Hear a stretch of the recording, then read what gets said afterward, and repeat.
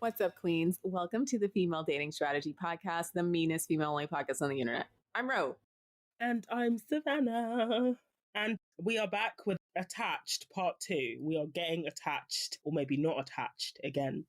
So we released Part 1, where we covered what attachment styles is, or what the theory behind it is. And just to do a brief recap, attachment theory is essentially a theory around specific patterns of behaviors in and around relationships. And the psychologists who came up with the theory, and I want to emphasize that it is a theory, it's not absolute, just like a lot of things in psychology are just theories and ideas, because it's really difficult to essentially study and test human behavior in an objective way. But the psychologists who conceptualized attachment theory basically said that when children are very young, they form their adult attachment style based on the attachment that they have with their primary caregiver. And Ro and I noted in Part 1 that when they say primary caregiver, bearing in mind attachment theory was formulated around the 1950s, 1960s, 1970s, they were really talking about the mum as well, which is kind of misogynistic if we think about it. Anyway, they identified 4 adult attachment styles, which were avoidant attachment style, disorganized attachment style, an anxious attachment style, and a secure attachment style as well. And so in Part 1, Ro and I overviewed the avoidant attachment style and the anxious attachment style. And we came at it from a lens where we basically feel like, well, the royal we, I speak for myself here. We decided. I can't even do the British accent anymore. Is it because you've just been listening to me all the time? It is. I promise you, it's like I've become ear blind to the British accent. It's true. I don't think I could do an American one either anymore. So I think for me, attachment theory, because I just like gathering information, I think it's useful from a personal standpoint to be aware of it, but I would be wary of applying it to other people or trying to apply it to your relationships with men. Because I feel, especially if you identify that somebody is exhibiting behaviors that are avoidant, for example, that can and has kept women in objectively bad relationships because they are essentially putting the onus of the relationship or the reason as to why their needs are not being met down to the attachment style as opposed to the actual person that they're with. Yeah, because ultimately, if you're not getting your needs met, it doesn't matter. Once again, it doesn't matter. I mean, it takes a lot of self-work, self-examination to, even if you have legitimately some of these more dysfunctional attachment styles, it takes a lot of self-work. And it's really hard to put that on someone else to fix, right? Because ultimately it's an internal battle. Yeah, exactly. And, we're going to talk about the secure attachment style in more detail in this episode, but it's also important as well. I mean, even though the secure attachment style is positioned as almost like the gold standard of attachment styles, that doesn't necessarily mean that being in a relationship with somebody who exhibits, say, for example, secure behaviors is also going to be pleasant as well. Because like very rightfully said, you don't get into relationships with attachment styles, you get into relationships with people. I do feel like in the attachment theory literature, it's almost like people who have a secure or who are perceived to have a secure attachment style, they are put on this like pedestal as being the gold standard partner, when actually that doesn't mean to say that they are the perfect people to be in a relationship with, or that they also won't meet your relationship needs in a particular way, if that makes sense. So we have to be careful with that as well. Yeah, because I mean, ultimately it's character, right? You can have any of these attachment styles and have a poor character or a good character. Exactly.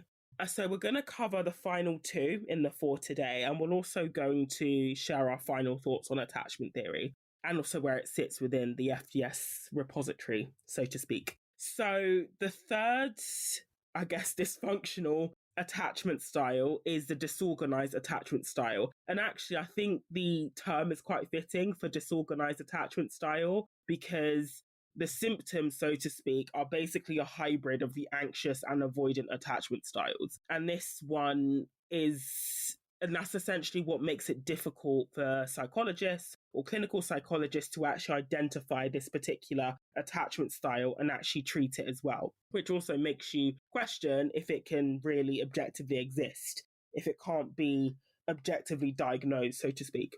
So the traits of a disorganized attachment style, or a DA, as they are often abbreviated to, is that they, almost like the avoidant attachment style, they crave close relationships, but they also fear them at the same time. And slightly pivoting away from the avoidant attachment theory, like model, the theory is that people with a disorganized attachment style are believed to have that attachment style because of childhood trauma or abuse. Or like a child who develops avoidant tendencies as an adult, it may not necessarily be down to trauma or abuse. It could just be unintended neglect or inconsistency from the primary caregiver, or even just, not necessarily being attuned to the child's needs all the time. Whereas a disorganized attachment style is generally believed as a result of child trauma, and as a result of the child being subjected to prolonged and repeated trauma during childhood, they essentially become extremely fearful about forming relationships and attachments with other people.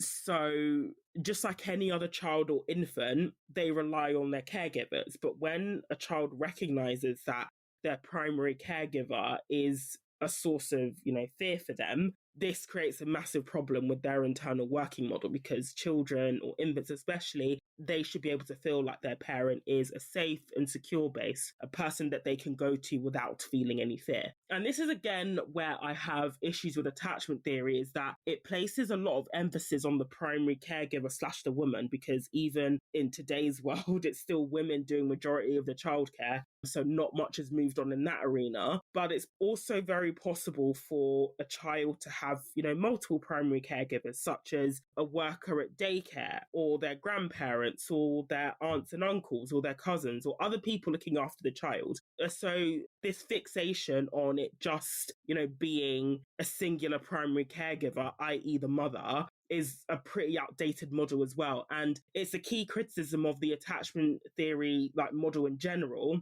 in that attachment theory is really based on the Western model of raising children. In the Western model of raising children, generally speaking, people tend to be raised within the nuclear family. So you have a mum and a dad and then siblings. And that tends to be the extent of the support system in raising a child. If you go to places like Africa or India, it's very, very common for children to not only be raised by their mother and father, but also by extended family members as well. So for example, aunts and uncles and grandparents too. And attachment theory doesn't account for that as well. But I digress. And so if we go back to the disorganized attachment style, the child then starts to feel disorganized. And because the child doesn't know what to expect from their primary caregiver. So if they see this primary caregiver as a safe haven, but they also sense fear because the primary caregiver is inflicting fear, or primary caregivers are making them feel afraid, they then don't know if their needs are going to be met, or if they are even, safe to be able to voice their needs too. And another reason for the fear that psychologists suggest is a reason why people develop a disorganized attachment style is witnessing a traumatizing experience that involves the primary caregiver. So this could be physical abuse, verbal abuse, or even sexual abuse as well. And the end result of all of that is that the child essentially no longer trusts the caregiver, because, why would you? If they are inflicting fear, if you see them, abusing other people, you will learn not to trust them as well. Yeah, these are all just perfectly rational responses to the environment they're in. Yes, exactly. And I guess the difference with the other attachment styles is that not only the primary caregiver isn't meeting the child's needs, they are also a source of fear as well. And this is what makes the disorganized attachment style within the attachment model slightly different to the other two as well. Because if you have, say, a parent who is inconsistent, which is the assumption, when we're talking about anxious or avoidant attachment style, somebody can be inconsistent, but they may not necessarily be causing fear, unless you're talking about the child developing a fear that their needs won't be met, which is the case in the anxious attachment style, which can then cause them to resort to protest behaviors later on down the line. But yeah, essentially, a person with a disorganized attachment style, psychologists would say that their attachment style is essentially rooted in fear and their belief that they are not safe in their relationships as well. So some of the signs that, psychologists say are indicative of a disorganized attachment style, again, it's almost like a hybrid approach of the anxious and the avoidant attachment styles as well. So symptoms such as poor emotional regulation, so they can have mood swings, temper tantrums as well, like low self-esteem.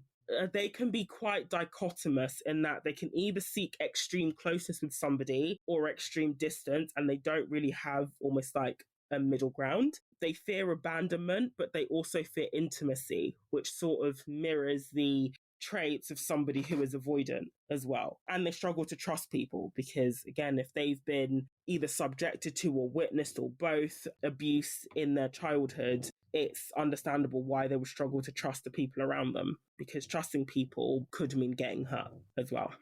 Yeah, this is like perfectly rational feelings. I mean, I don't know, maybe I'm sympathizing with this, things looking a little familiar, some of this behavior, but I think your earlier point in the last episode about how so much of this is situational attachment too, it's like if you just never experienced a safe environment in order to have a healthy attachment with someone, how would you even know how to do it? Or why would you even expect it? Yeah, exactly. Another thing that psychology likes to do is they like to set ages as to when people formulate their behavior or their character. Like there is a ongoing debate, for example, about, when is our personality determined? There used to be the idea that by the time you're 30, your personality is set, but recent studies have shown that it isn't quite clear, and actually that our personalities are very different in different situations. For example, the way you present yourself at work will be very different to the way you present yourself when you're out with friends, as it probably should be. And so, when we talk about attachment theory and we say, it's set as an infant and then it stays with you your whole life, it doesn't take into account the fact that a lot of things can happen between being an infant and even being an adult as well. There are so many things that can happen that could potentially cause this that actually don't have anything to do with, what happened to you in your childhood, if that makes sense. And so I think it's another huge flaw of the theory in that it focuses heavily on the infant years, which I think is a good period of time to study, especially when we're talking about child development and parenting. But I struggle to believe that the patterns are as rigid as they say, because so much happens. Yeah, I think what's scary too is like, I know to a certain extent that a lot of the behaviors that will affect you in adulthood are sometimes caused by the way your brain develops in childhood. So I wonder if they overemphasize and overstudy childhood because they feel like, okay, due to X amount of trauma happened to you during this time, your brain is now wired this way, and it's basically very difficult for it to unfuck itself, for lack of a better term, in adulthood. But I agree with you in the sense of like, it seems weird to me that you couldn't heal your brain in adulthood, but you can definitely fuck your brain up in adulthood, right? So like you could become an anxious, avoidant attachment style because of a bad relationship you had in adulthood, right? So I would think that you could also recover. So I guess it's like the overemphasis on like the child development, maybe because of that idea or bias that basically whatever happens when you're a kid is permanent for some reason, which I don't know, may or may not be true, maybe partially true. Yeah. And again, it's really difficult to determine the path of causation as well. Like, this is the reason why essentially being able to study human behavior is actually really difficult. And if you were to do it properly, it would also probably be very, very unethical, because off the back of what Ro just said, if we truly wanted to understand the impact of, let's say attachment theory and, how it's formulated, essentially what we would need to do is we would need to remove all the extraneous variables that could possibly occur. So an extraneous variable, to describe a research term, is essentially a variable that you're not testing but could influence the result. So let's say you want to test how children form attachment, for instance, with their primary caregiver. You would have to essentially make sure that the research subjects, in this case, the primary caregiver and the child are in an isolated environment where the child isn't also influenced by the behavior of the secondary caregiver, if that makes sense, because otherwise that could influence the result of what you're trying to test, which is essentially what is the impact of the child's attachment to the primary caregiver on their attachment style later on in life. Then you'd have to do a longitudinal study, which is essentially a study that happens over many years with the same like research subjects, which are very, very expensive. And they also tend to not be viable from a research standpoint because people die, people drop out, people lose contact with the researchers. And so that's just quite a long-winded way of agreeing with Rose's point in that actually trying to study like human behavior in its purest form is incredibly difficult. And for that reason, very, very few like longitudinal studies of people are actually approved within psychology because they're just really difficult. And if we truly wanted to test it in its purest form, it would also be an unethical study as well, because we'd essentially just have to isolate the child and the primary caregiver and see what happens, which just wouldn't, essentially no ethics board would approve such an experiment because it wouldn't be ethical to put research subjects through that as well. Okay, on to the final attachment style then. So this is the secure attachment overview. So as I said at the top of the episode, people who are, or the secure attachment style is seen as the gold standard of attachment.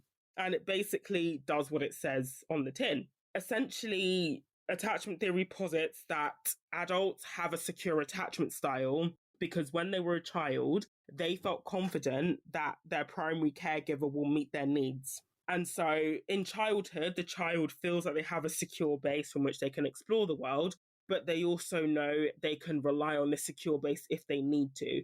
If you'd like to find out more information about this idea of this secure base, I will drop a link to a study called The Strange Situation by a psychologist called Mary Ainsworth that tests this theory out. Again, the study has limitations, but it's a great way to further understand what is meant by this concept of secure base as well. I always wonder too, though, again, and this is a side note, but secure attachment, as we stated at the beginning of the episode, a lot of people look at it like it's this gold standard of attachment styles and that's what we should all strive to achieve. But truthfully, sometimes people can expect things like we talk about scrotes on this podcast all the time, and they are certainly very, very good at expecting people to provide for their needs because they are used to like women to a certain extent catering most often like their mom or their primary female caregivers. That's not necessarily a good thing, right? You know what I'm saying? It's true. That's so true. And it's also like when men cheat as well, like in their mind, you know, part of the reason why a lot of men who cheat, they do so for such a long time is because, or people who cheat, but, you know, I'm just going to say men, the purpose of this, I feel like it. But they have that secure base at home, which they see as their wife, that they know that they can rely on almost, whilst they go out and fuck around behind her back, if you see what I mean as well. So, yeah, I never thought of it that way, that it can actually be used in a maladaptive way, this whole secure attachment. Because, you know, something like cheating or something like expecting women to be at your beck and call, that's really, really ballsy. That's a ballsy thing to do, but it happens all the time.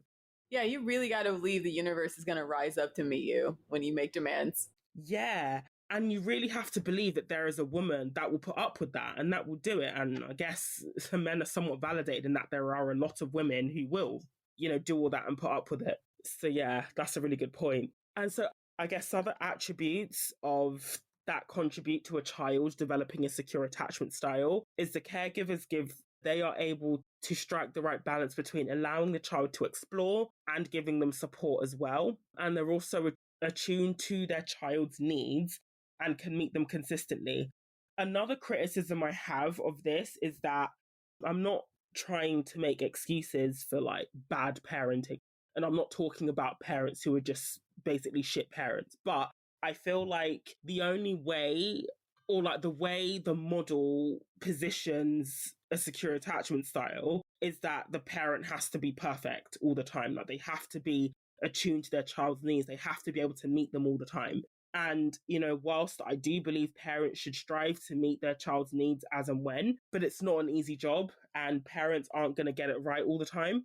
Even parents who, you know, really want to do their best at parenting, they're not going to get it right all the time. And I feel like the attachment model, basically, if you want to raise your child with a secure attachment style, then you have to be a perfect parent. But if we accept that no parent is perfect, but there are still people who are secure walking around, doesn't the theory somewhat contradict itself in that manner? That's just me throwing it out to the universe there. And most importantly, the child feels valued as a human being and their own individual and not seen as an extension of their parents. And I think, generally speaking, even though I'm not a parent, but I do think parents should strive to make their child feel that way, generally speaking, because children, whilst you gave birth to them or, whilst you're raising them, they are also individual beings of their own. And I do sometimes feel like it can seem like some people maybe don't recognize that a child is not necessarily an extension of themselves.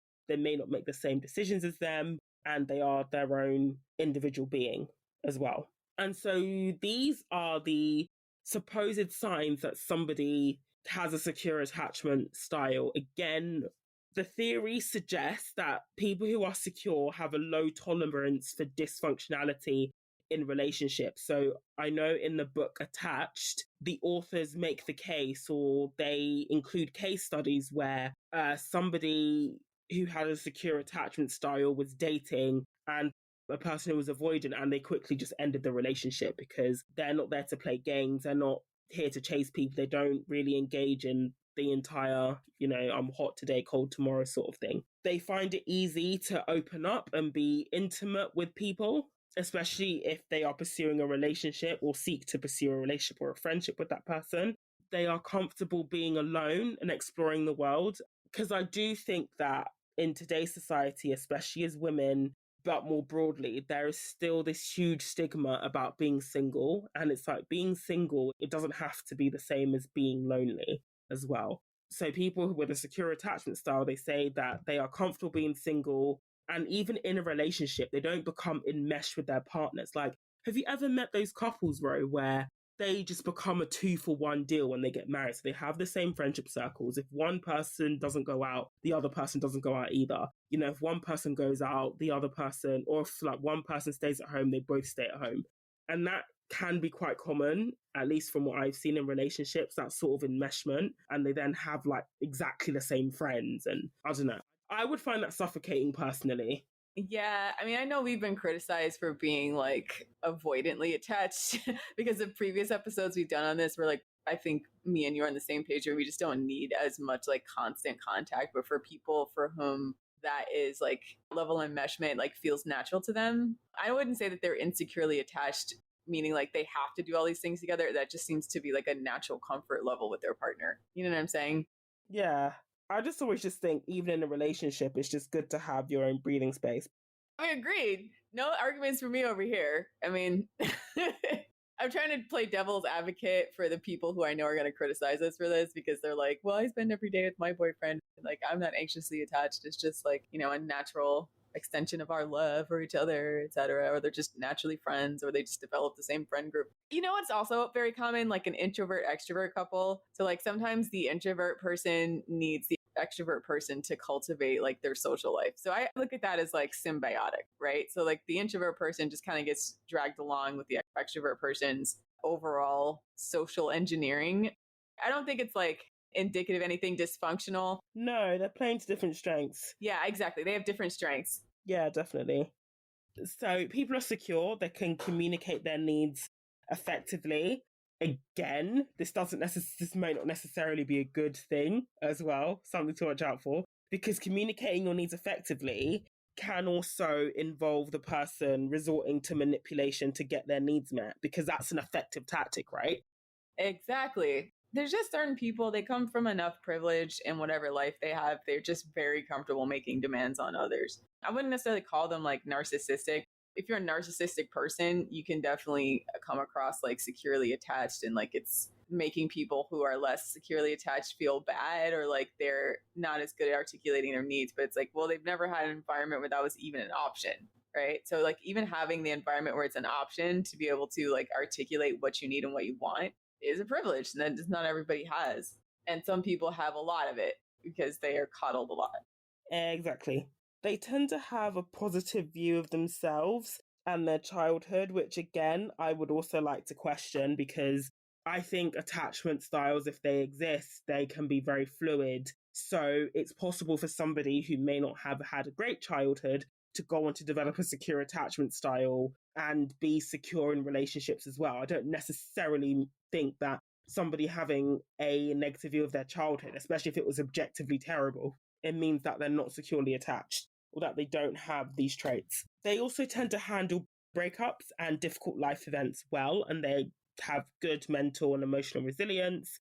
This just sounds like someone who had like a middle class upbringing and their parents were outwardly abusive. You know what I'm saying? Like anybody who's ever anxiously or insecurely attached people, they may have just taken on the stress of their economic environment, right? Like their parents are stressed because their parents couldn't afford anything. I don't know. I'm hating on securely attached people right now. Fuck you and your functional ass relationships. Sorry. But that's a valid criticism of the study as a whole because, again, it was done on, white American middle class families. Yeah, get a bigger cross section of people, like different cultures and different economic environments, different countries.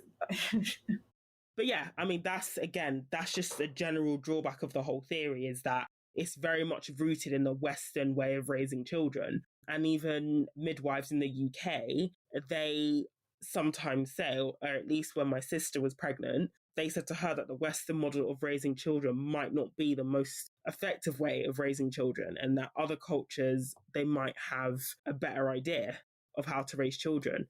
Yeah, the Western model is all about individualism and like the nuclear family. And it's, in my opinion, a byproduct of capitalist interest. It's like it fosters competition between you and your community rather than cooperation between you and your community. And why? So they can sell you stuff. It's like keeping up with the Joneses, right? Like you want to feel better than your neighbor. You don't want to feel in tandem or in a community with your neighbor. No reasons for that. Blame the filthy capitalists. But yeah, and they often also say that, and I'm not sure if this is like nice guy propaganda, so to speak, but they often say that being, let's say an avoidant or an anxiously attached person or a disorganized attached person dates a secure person, they will find them boring in quotation marks because they tend to be, I guess, more emotionally stable. That's the argument. But I don't know, that sometimes feels like it could be weaponized by like the nice guys. Do you know what I mean? Like saying, well, yeah, that sounds like nice guy propaganda. I'm a nice guy, why does she find me boring? And actually, you could just not be exciting to them. Like, that doesn't, do you know what I mean? I sometimes find securely attached people more boring because they just haven't had the breadth of life experience and fucked up experiences that people with more interesting attachment styles have. Meaning, like, it's not that they're boring, it's that they literally cannot relate to people who have had colorful experiences in life, right? So I feel like that's not really fair to be like, well, they're not boring. It's just that they're not likely to understand you, and vice versa. You're not likely to understand them.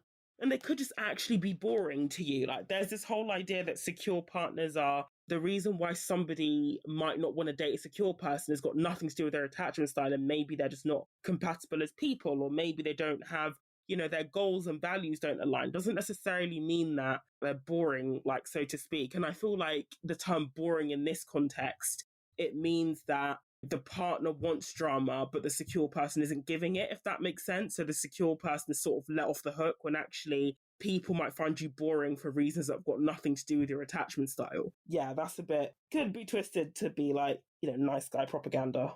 Okay, so there is a school of thought within psychology that is suggesting that there might be more attachment styles identified, but the four that we've discussed in this episode and the previous episode on attachment are the main ones. Now, the first thing I would say to any woman looking to date is don't fixate on attachment styles. Again, this is a useful piece of information to be aware of just for your own knowledge. But when you are out dating, it is a much, much better reference point is to focus on the man's actions and how you feel, because ultimately that is all that matters.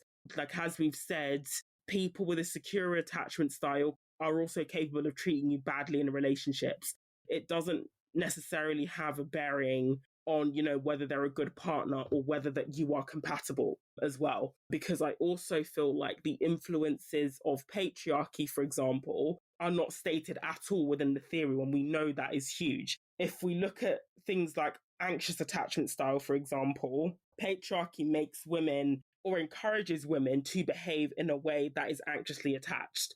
Yeah, that's kind of part of the whole deal. Yeah, it's basically if you're taught from the time you're young to seek validation from men, when you encounter men who don't go along with that script, it's basically going to make you feel unstable, right? Because men are unstable. Like, yes.